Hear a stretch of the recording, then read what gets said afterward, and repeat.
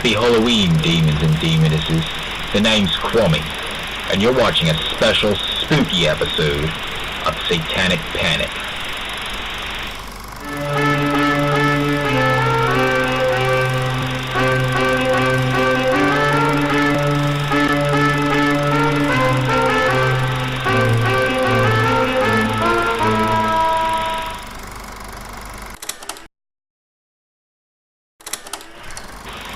Well, demons, I feel ashamed of myself. No. Well, let me start the story at the beginning. Earlier in the month, it was like literally the first week of October, the members of Interreal had invited me to the Halloween Havoc show at a bar called the 66th Congress. And I'm like, alright, I'm definitely gotta go. I mean, it's been almost a year since I've been to Brooklyn. And, it felt great getting to see the boys again. Alright, now this is my first time, at this venue. I've got to say, I was beyond impressed. Alright, 66 Congress has a pretty large pit and, well, I guess you could say a decent sized stage. So, I can foresee myself going back when there's another concert there. The beer was pretty good too, all crafts, but what really caught my attention was their specialty drink menu. Now, everyone knows I don't really, mess around with heavy alcohol or liquor or anything like that.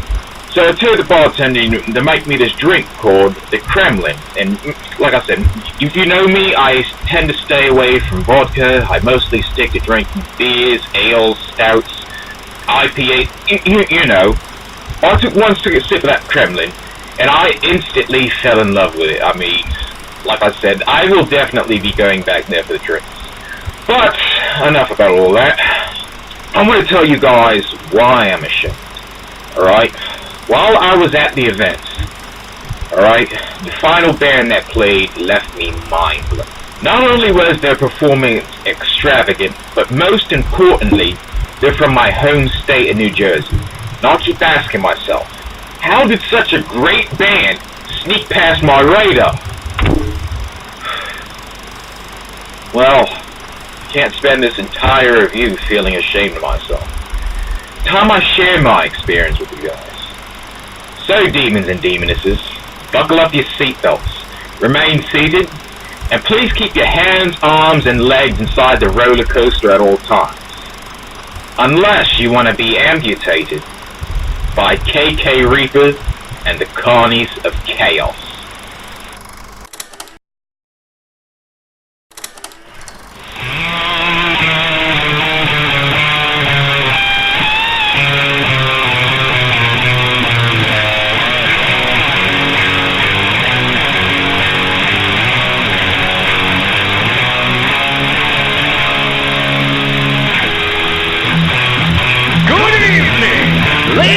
Gentlemen, ghosts and ghouls, tonight we celebrate all the things that make us socially unacceptable.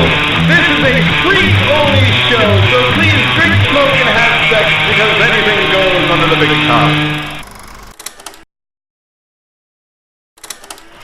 KK Reaper and the Carnies of Chaos is a local band from North Jersey. The band consists of 5 members, however during studio and live performances they're known to have a few helping hands and call on volunteers from audience as well. The band also plays multiple genres of shock rock, gothic rock, hard rock, and everyone's favorite, heavy metal. They've been active for about 4 years now, and the oldest footage I was able to find was from a school function they performed at in 2015, which features 5 Alice Cooper tribute songs. In May of 2019, they released their first full-length album, Admit One, which features 8 tracks. Now, I bought the physical copy at the show, and I must say, I don't know who did their artwork, but I hope the band hires them again to design the cover of their next album. I mean, this is just absolutely friggin' brilliant. Alright, I listened to this album, I think, twice on my way back from New York, and I played it until 5 a.m. until I fell asleep the next morning. But I'm going to get more into that later on in the review. I want to talk about the music video they have for their hit song, Home is Where the Haunt Lives. Alright, let's roll that clip.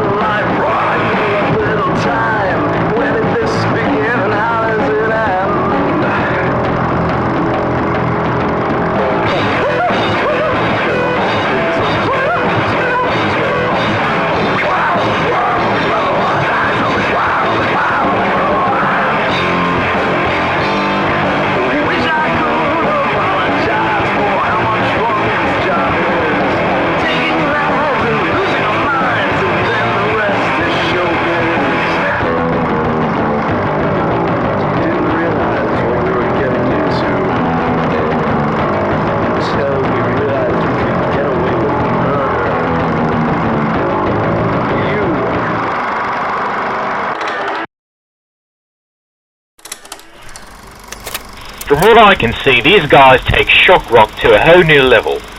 If Tim Curry, Marilyn Manson, Alice Cooper, Michael Keaton, and Tim Burton all worked together on a group science project, KK Reaper and the Carnies of Chaos would be the complete end result.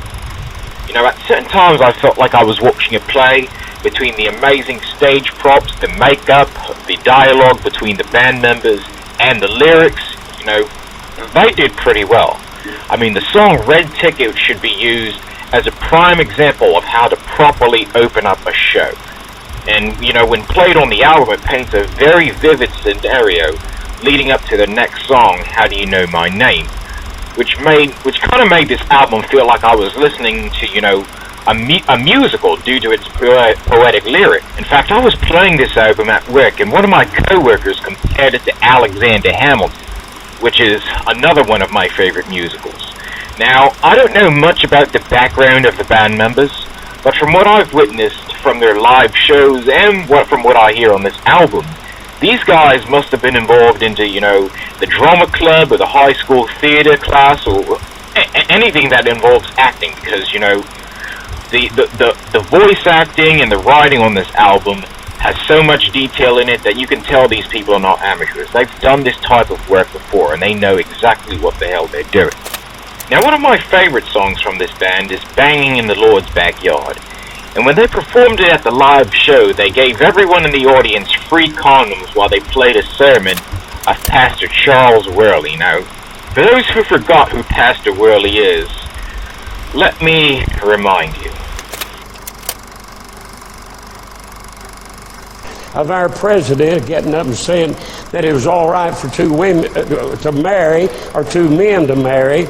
I tell you right now, I was disappointed bad. But I tell you right there, as sorry as you can get, the Bible's against it, God's against it, I'm against it, and if you've got any sense, you're against it.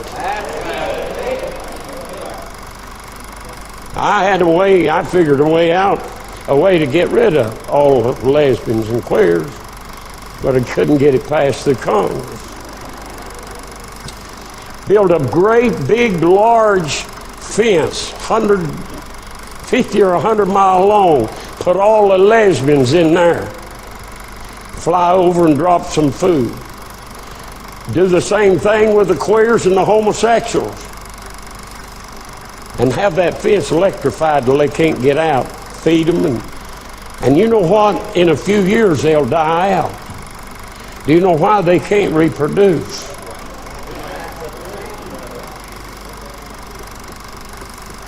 If a man ever has a young'un, praise God, he'll be the first one. All of these. You can just well, amen. I'm going to preach the hell out of all of us. Amen. Hey, I tell you right now, somebody said, who you going to vote for? I ain't going to vote for a baby killer and a homosexual lover. Amen. You said, did you mean to say that? You better believe I did. God have mercy. It makes me puking sick to think about. I don't even know whether you ought to say this in the pulpit or not. Could you imagine kissing some man?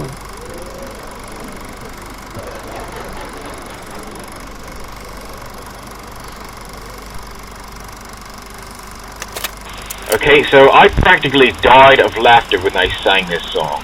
Alright, and being that I know that a few of my friends and family members are homophobic, it would bring me so much joy to just play this song while I'm in their presence and see how they react. I mean, chances are the heads are going to probably explode.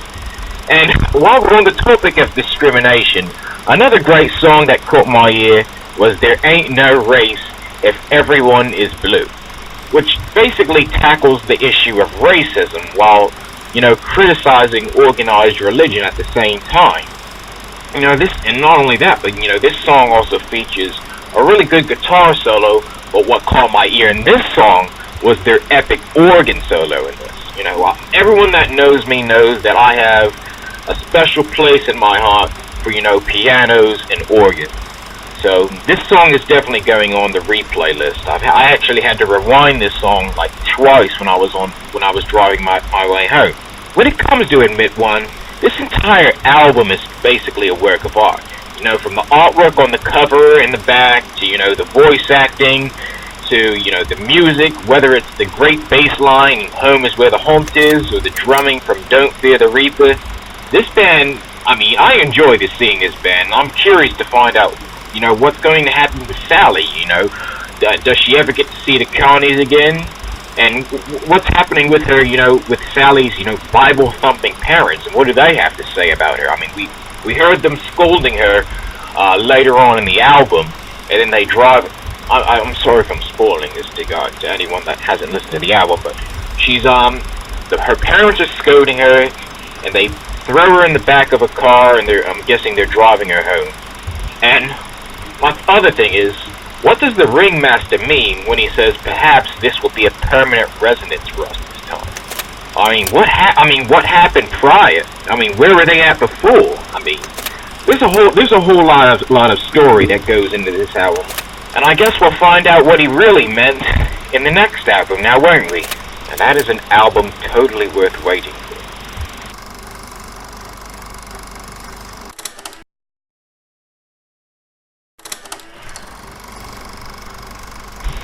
In conclusion, KK Reaper and the Carnies of Chaos is a unique type of band with great musicians and talented actors, and their Admit One album is a very high replay rating. Now, from what I think about it, the whole Carnival of Chaos theme, it kind of reminds me of, you know, of a book I used to read back when I was a kid called Cirque du Freak, you know, so I'm kind of excited about how their next album is going to turn out.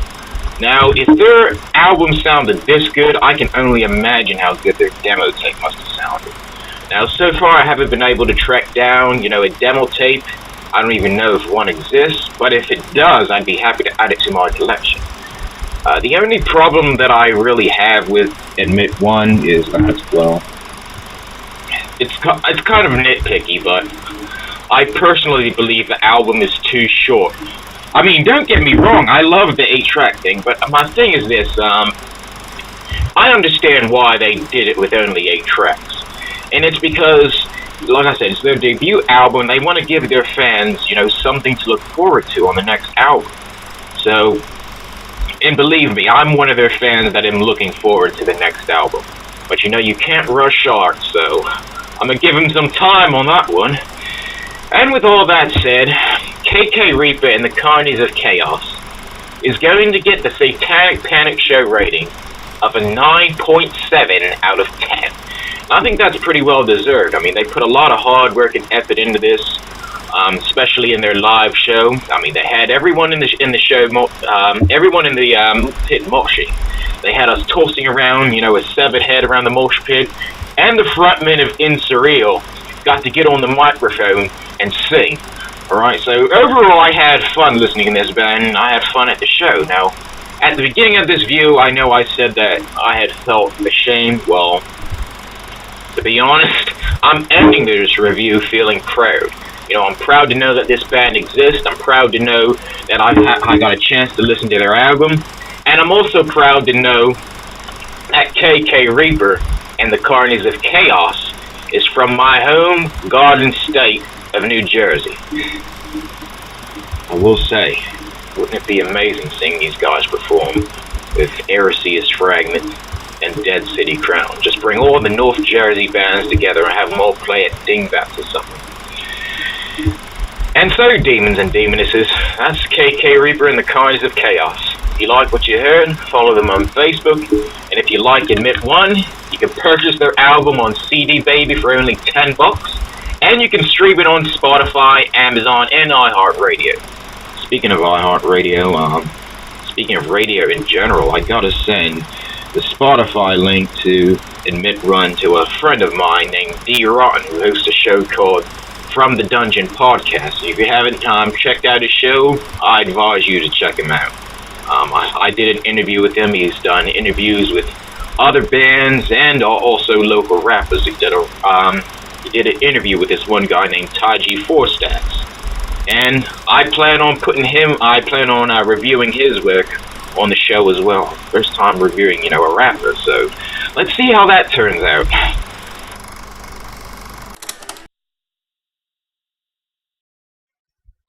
Well, that concludes this episode of Satanic Panic. I want to apologize about the lack of uploads I did this month. I really haven't had the opportunity to, record since I've had so many guests over at my flat, and I've had to work so many overtime days this week. In fact, some of my reviews are stuck in development hell right now because of my recent hard drive failure. So I'm in the process of, recovering all my lost data from that. And even this review that I've had to record at least 5 times because the power went out twice while recording and then 3 times during the editing process. So it was rough trying to do this. So I guess you could say I was in a rush to try and get at least 1 or 2 reviews out before Halloween. Right now it looks like, because Halloween is only a day away, it looks like I'll only be able to do 1 review before Halloween. So I apologize about that. I wasn't even able to really do a full script for this review, so I had to just wing it right off the top of my head. So I really hope that I did well. I really hope that I didn't miss anything. As for the effects, my goal was to try and give it, a Hammer horror type theme instead of my standard, heavy metal, black metal tape type theme. And I had to do something spooky for, my favorite season of the holiday, so I really hope that turned out well. But there's a lot more to come in the future. So if I don't see you guys, I wish you all a happy Halloween, have fun, drink responsibly, and like always, stay metal.